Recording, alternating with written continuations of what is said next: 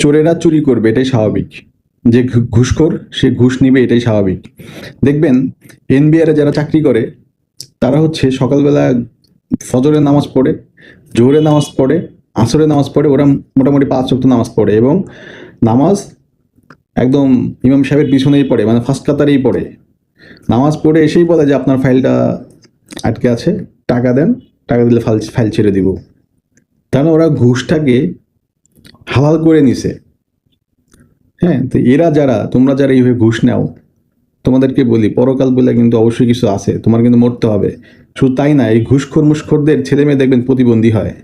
আর আমরা যারা কাজ করতে যাই তারা যেটা করি সেটা হচ্ছে, ভাই আমার কাজটা একটু প্লিজ করে দেন ভাই, চা নাস্তার টাকা আপনাকে দিব ভাই, হ্যাঁ লাগলে আপনার 5,000 দিব না ভাই, আমার কাজটা করে দেন।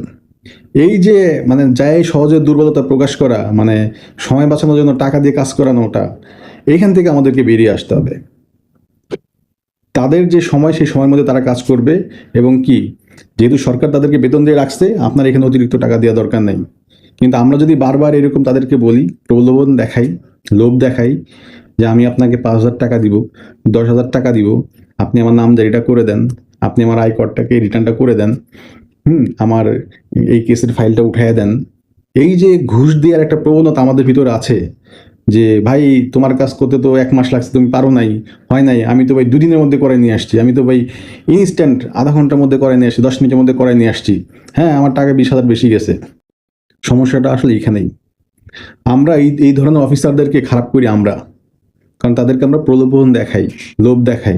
তখন সে চিন্তা করে আমার যে টাকা বেতন, এই টাকা চলে না, উনি তো আমাকে কিছু টাকা দিতে চাই, তাহলে আমি কাজটি আগে আগে করে দিই।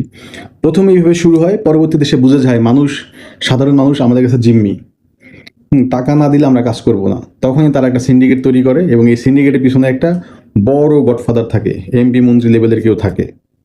যখন বড় ধরনের ধাক্কা আসে, মিডিয়াতে লাড়াচাড়া দেয়, তখন সেই গডফাদার তাদেরকে প্রোটেক্ট করে, কারণ প্রত্যেকটা ডিল থেকে একটা করে কমিশন তার অ্যাকাউন্টে চলে যায়।